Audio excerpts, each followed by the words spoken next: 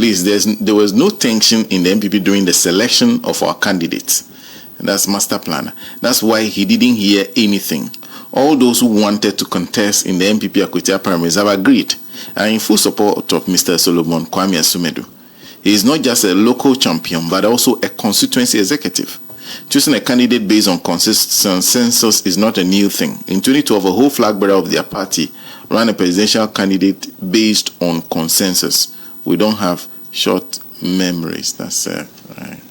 Anyway, thank you very much for sending in that comment. Hamza in Pig Farm, Elijah Hamza in Pig Farm says, good morning. Truth be told, the attacks and beating of a journalist in their line of duty is totally unacceptable, and the earlier government does something about it. Know why the NDC had already chosen a PC for the 2024 general elections, of which I'm sure the PC is still alive. Why are they doing another? Because this one from Odro Manso says the NDC will win the Akwetia seat. That's all it says from Sekyo also. Okay, and then this one NPP is problem for Ghana. 2025, and I have this opportunity to see the preparations towards the by-election and possibly to see the by-election itself. Because there has been a dramatic shift. Dramatic philosophical, ideological shifts in the New Patriotic Party. And I'm so surprised that it is not being recognized. This is a party which for most of its life, that is if we recognize that it is the inheritor of the United Party tradition. It's a party which for the most part argued vehemently against the one-party system. Vehemently. And said that under all conditions, even when it was clear that the opposition had no muscle, had no relevance and so on, we should continue to promote contest. This is the philosophy of the NPP. Most of their criticisms against the Nkrumah government is anchored on this. Now we are going for a by-election, and what is the argument? The argument is that in some situations, elections promote rancor, bitterness, and so on, division. So elections under some considerations, under some situations, are totally unnecessary. So you select the candidate, you don't elect the candidate. This is a major shift. It's a major fundamental ideological shift which has to be recognized. And after this shift, I would insist that this party owes the CPP and Nkrumah a huge apology. So the bombs which were dropped on school children at Accra Sports Stadium, the havoc which was caused, what was it for? If they, after all these years, will come to admit that under some circumstances, contest for political office and leadership is unnecessary, they should come and explain it to us. So for me, this is the most important lesson of the by-election in Akwetia. Most important lesson is the seismic shift in the ideological position of elements of the United Party. So that one is settled. Because those who argued for the one-party system of government after independence said, look, we've just gained independence. And I'm not saying that I'm in sympathy with that argument. So we've just gained independence. In some of the newly independent countries, there are 50 ethnic groups. They speak 70 languages and so on. We should avoid a situation where the enemies of the national effort to build independent countries would exploit these differences as well. So let's find a way of building democracy which does not encourage such contexts which can degenerate into tribal conflict and so on. So let's build one-party states. People in the United Party and so on, came together and said, never. Democracy is democracy. Under all circumstances, we must contest for power. Under all circumstances, there should be competition. Selection should never be allowed. Today, 2025, the new patriotic party says that primaries, under some circumstances, are not necessary. Let us select a candidate. I'm happy that I'm alive today. I'm exceedingly happy that today I'm alive to hear this from the new patriotic party. Now, having said that, I think that Akwetia is important for another reason. And Akwetia is important for another reason because it does appear that some elements in Ghanaian political life are busily and publicly sowing seeds of violence. I've seen people sitting on television saying that Akwetia, we will show them something. We will retaliate for Ablekuma. And so on. Everybody has seen that. And we know who those people are. You understand? So this becomes very important. And it becomes important because we have held by-elections in this country which were very, very peaceful. Exceedingly peaceful. So it's not like it's beyond our capacity to organize peaceful elections. We have the capacity to organize peaceful elections if we put ourselves to it. And that is why I want to see a demonstration of that capacity to organize elections which are free, which are fair, and which are also peaceful. My brother, Mr. Philip London, has made a suggestion. I think I support him 100%. No shaking. I mean, what he says makes a lot of sense. The duty of the security services is not to wait for mayhem to occur and then they go in and arrest people and prosecute them and so on. They also have a duty to prevent mayhem from occurring. There's a preventive aspect. So if there's anybody that all of us have heard on radio, on television, at party functions, saying that they're going to go to Akwetia to foment violence, the police must stop them from going to Akwetia. Why? Why not? The police must take preventive action.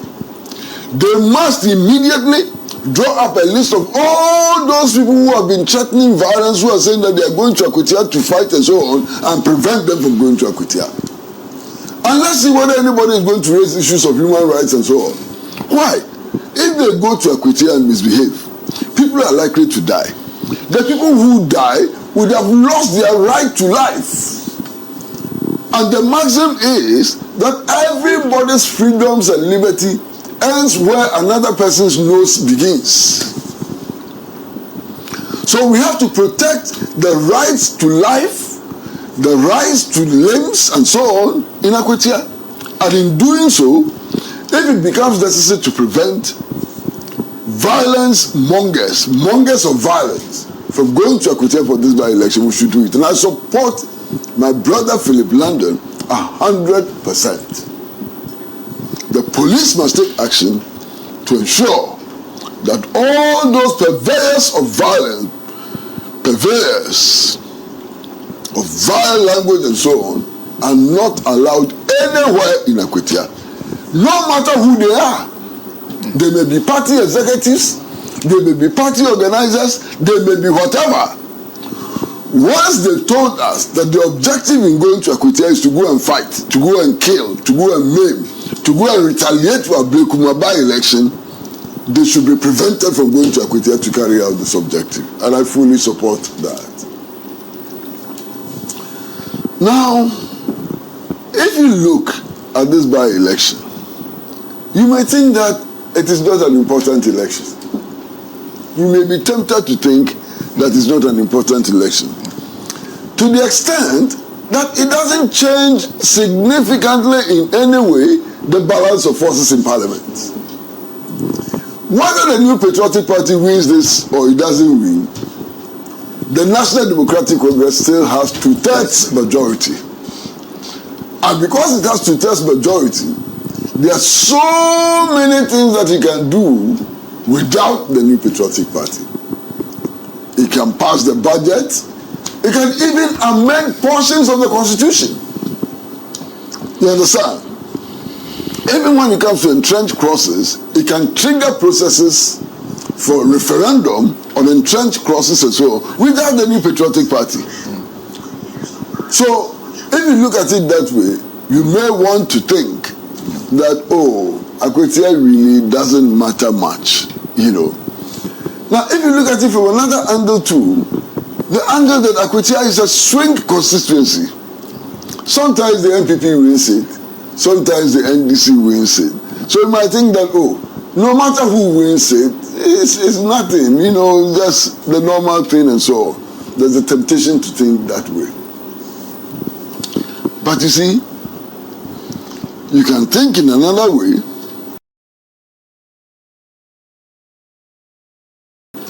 Which will compel you to see Akwetia as an important election. If you watch the behavior of the minority in Parliament, if you listen to the way they carry themselves and argue and so on, you may sit back and say that, look, for whatever it is worth, let them go to Akwetia and lose heavily and see whether they will learn a lesson from it. You understand what I'm saying? Let them go to Akwetia. Let them lose so drastically and dramatically and so on, and see whether they will learn a lesson from it. Because I think the minority in Parliament ought to start learning important lessons. They are not learning anything. Can you believe that the minority in Parliament, one of its criticisms of this administration and so on, is that petroleum prices have gone up.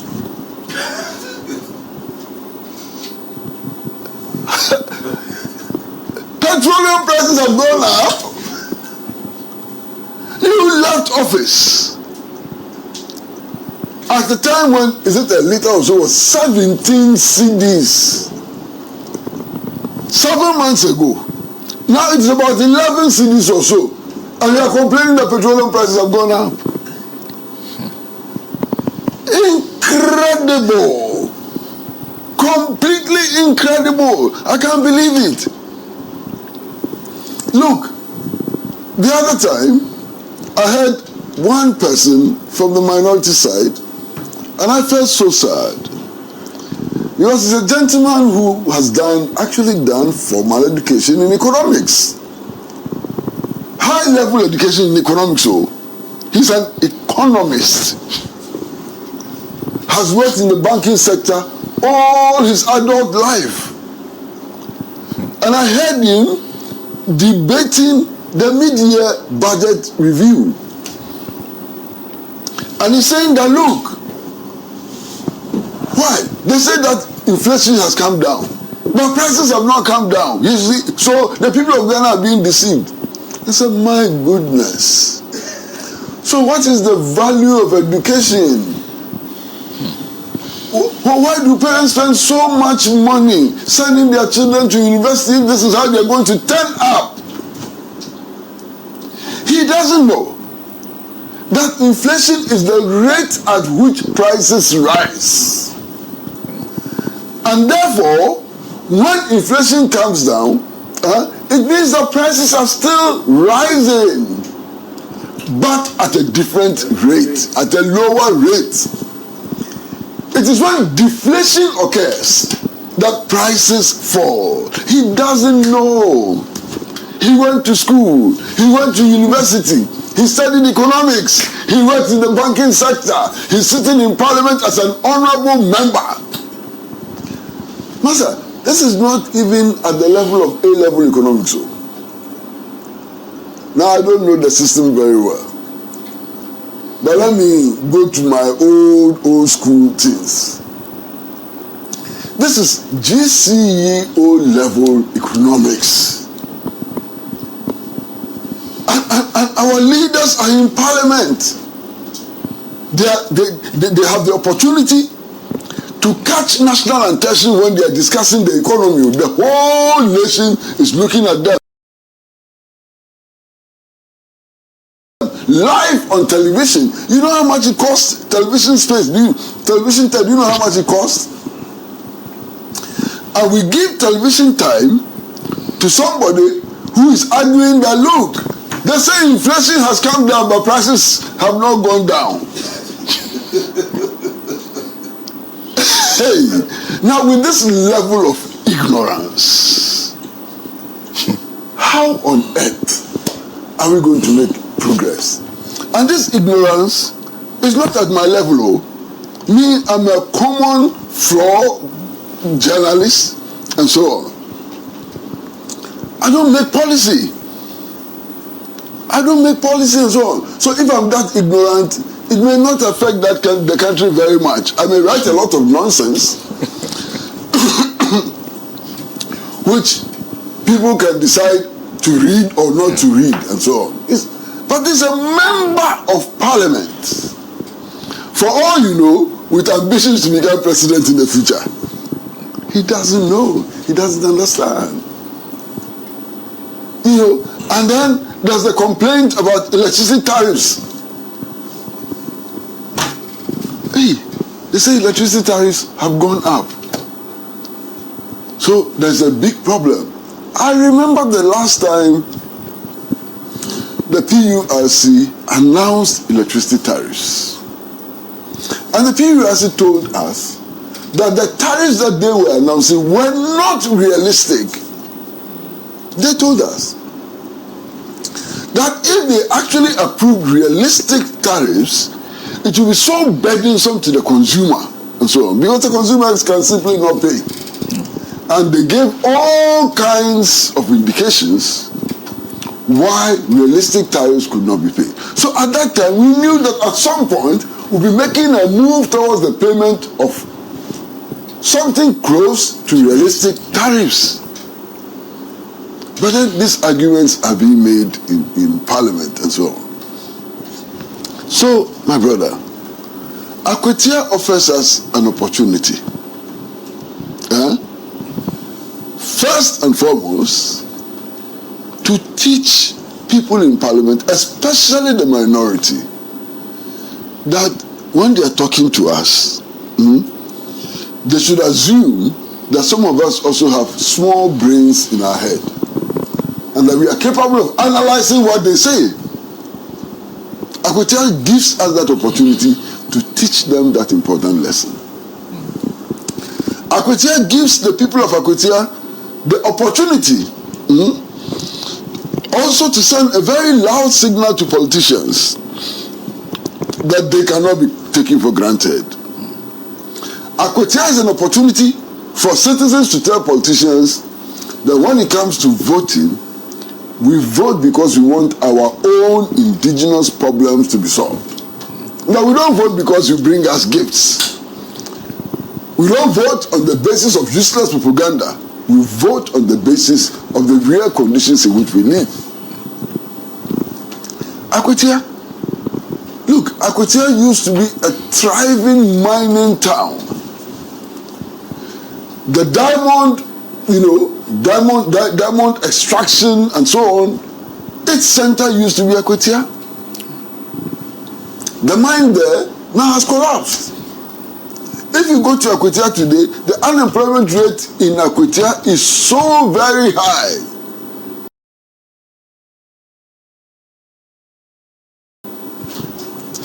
The people of Akwetia should be interested in who is coming to improve the unemployment, to change the unemployment situation in Akwetia. That should be one of the key elements who should decide who wins this election. You understand? I haven't been to Akwetia for a couple of years. But the last time I went there, the infrastructure in Akwetia was in a horrible state. Are you voting for a member of parliament who cannot contribute in any way to changing the situation of Akwetia, the infrastructure in Akwetia and so on? What are you voting for? Vote for yourself. Vote for yourself. Vote so that your children can attend better schools. Vote so that educational material will be available to your children. Vote so that the roads in Akwetia will be improved. Vote so that you can get more employment in Akwetia and so on. That would be a meaningful vote. So we are waiting. But you see, Akwetia is also a challenge. A big challenge to the new Inspector General of Police. Akwetia is what will justify the confidence reposed in him by President Mahama. If he fails in Akwetia, he would have failed the appointing authorities. He would have sent a very clear signal to the world that John Mahama made a mistake in appointing him. Because a previous IGP or previous IGPs were able to organize peaceful elections. So if he has taken the mantle, we are looking at him. I was going to speak some old Latin that I knew, but I'm not so sure that it will be correct Latin. And with Alaji Inus Afuseni around here, you don't attempt. So I've withdrawn my Latin. My Latin. You know, I was going to say with the Demus. With the Demus. But I'm not so sure that it's correct Latin, so I've withdrawn. You know, when you have master sitting with you, you better behave yourself and watch your mouth. I'm watching my mouth. I've withdrawn with the Demus. We are waiting anxiously. We are waiting. We want to see what this new IGP will do. Master, I finish. Thank you very much. And the example he was talking about is actually Asante North. Yes, Asante North. Because it was proven, because that was quite a highly contested election, and it turned out to be very peaceful. So it can be done. It can be easily done. It can be done with work. You see, we have so many elections and by-elections. It is the unfortunate ones that we remember. We forget all the others many ones that were perfect. Peaceful. Yeah, Mr. Pratt. You know, there's so many surprises.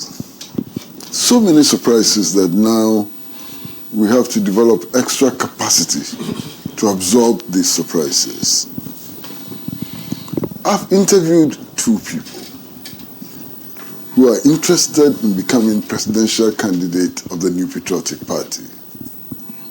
The first person I interviewed was Dr. Educhu, who, as they say, sold himself, emphasized on his achievements in the area of education in the United States of America and also in Ghana and so on. Came out as a very relaxed, sober person. Then this week, I interviewed Kennedy Agyapong.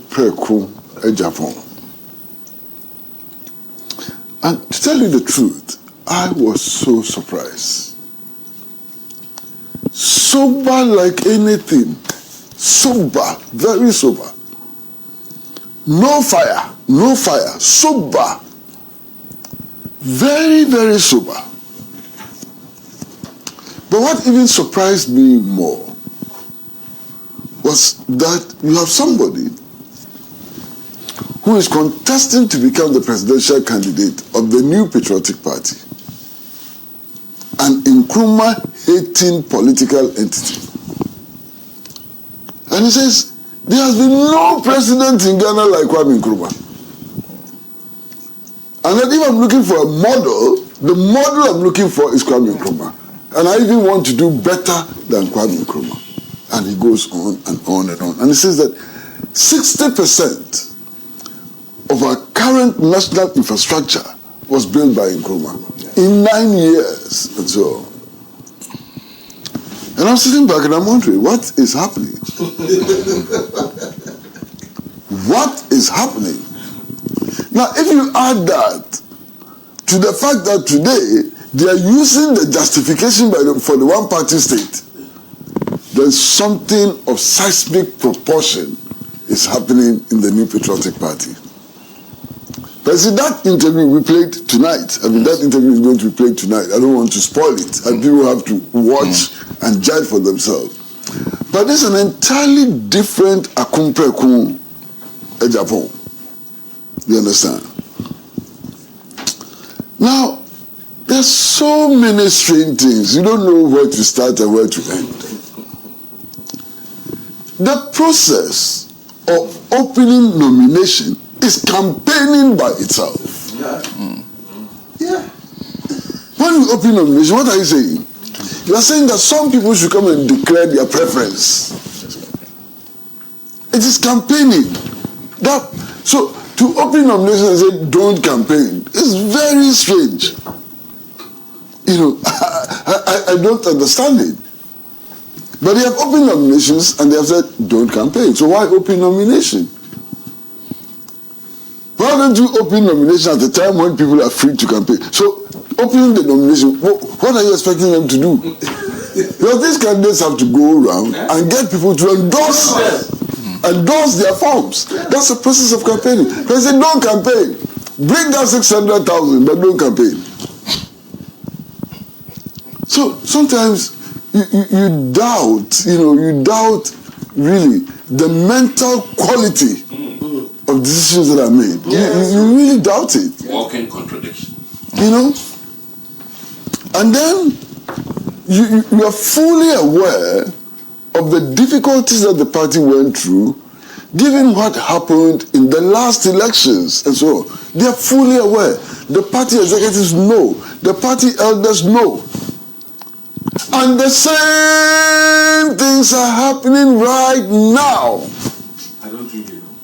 Why? Former municipal and district chief executives are trooping to one candidate's house to go and pledge allegiance. They say 60 MPs are trooping to one candidate's house to go and pledge allegiance. So the other candidates,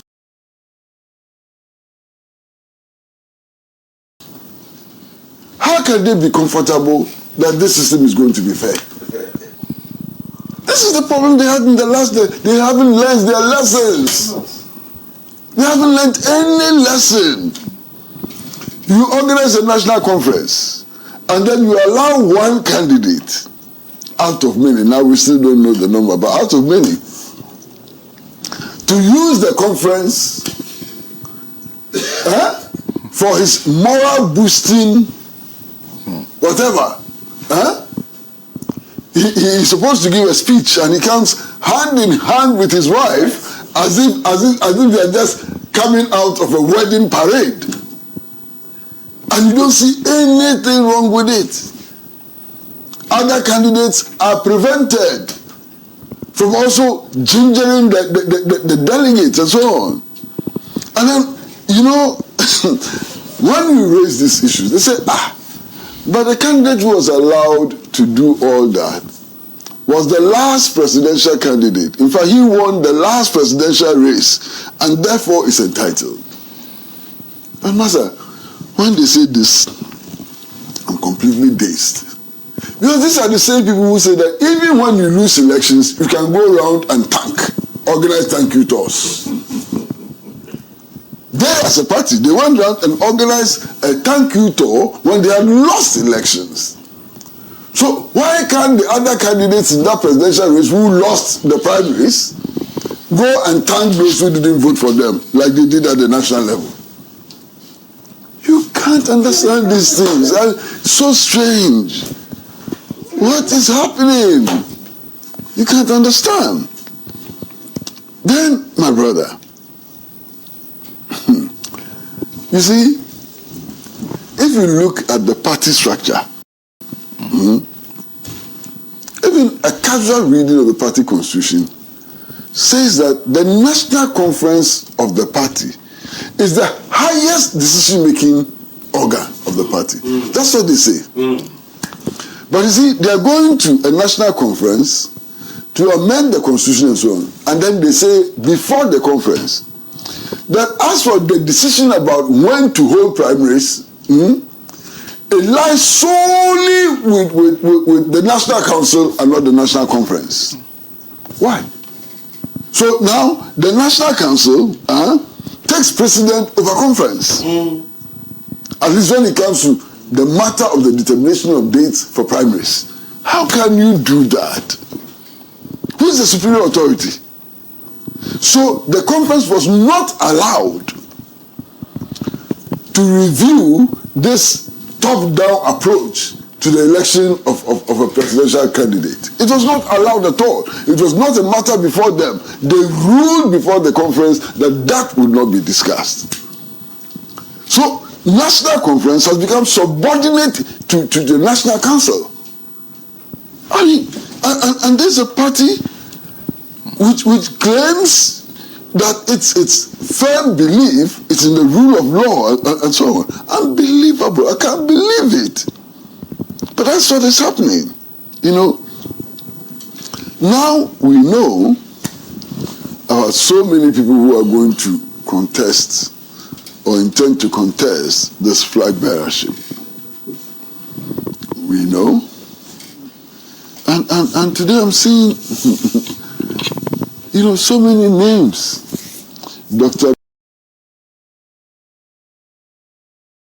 Mahamadu Bawumia, Kennedy Agyapong, Kwabena Agyapong, Boakye Agyarko, Kwabena Agyapong, Adai, and there will be more. You understand? Now, all of these people are being asked to cough 600,000 cedis. And that is not all. You cough 600,000 cedis, finish, and look at the other things that they have to do. I mean, there's one billboard of Dr. Educhum. I don't know if you have seen it. Wow! Billboard be what? Master, it is huge, Papa. What is this? You will see it. And it's not, I've seen one, but the others who said they've seen some in vantage places and so on. That billboard is not cheap. But Kwabena Agyapong, he has beaten all of them. A whole story building has been branded on the ring road. Hey. Money swine. Charlie, money swine. But you see, all of this, you ask yourself, where is the cash coming from? Where is the cash coming from? Maybe donations from businessmen. But those businessmen, since when did they become Santa Claus? Is that how they say it? Santa Claus, yeah. Santa Claus. Huh? It may even be from foreign governments, and we do know that some African elections and candidates are sponsored by foreign governments, which may these foreign governments and foreign interests be, and so on. So it raises so many questions. But that is how they have elected to run their party. You know, unfortunately, political parties are public institutions to the extent that when they win power, they manage public resources. So whatever they're doing ultimately would impact on all of us. And that's why it's important that we comment, even though we are not members of the party, on some of these developments and so on. Now, everybody in the party who is honest agrees that the party got to this stage because it became beholden to the presidential candidate and the president. I spoke to a very senior member of the party who said that, look, anytime they needed to organize any activity and so on, they had to send their budget to the president. So if the president paid for the budget, then the thing would happen and so on. The president became the supremo in the party. Have they learned any lessons from that? Look, 2 months after the elections, workers in the party headquarters started complaining that they were not being paid. They were starving to death. Why? Because of the arrangement of control and so on. Have they learned any lesson from those experiences? And if they've learned lessons, it ought to reflect in changes to the way things were done before. I don't see that happening. But, Master, we have to wish the new patriotic party well. You know why we have to wish them well?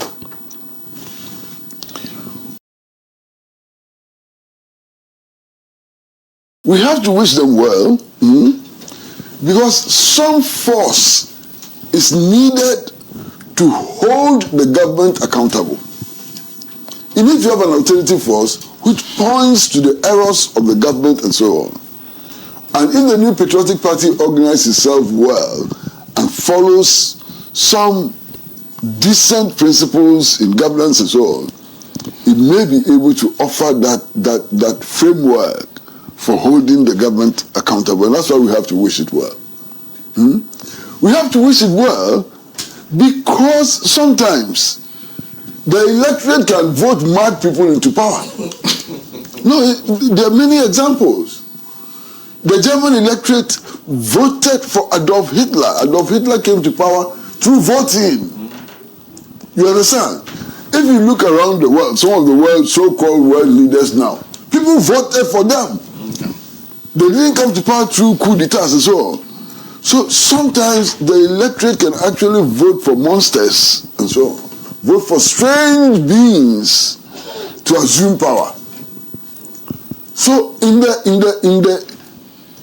the strange possibility that the people of Ghana from some circumstances or under some circumstances can vote for them to come into power, we are doomed. And that's why we have to speak now to make sure that they shape themselves well, follow principles and do things which would minimize the impact sometimes of their recklessness, of their ideological non-commitment and so on.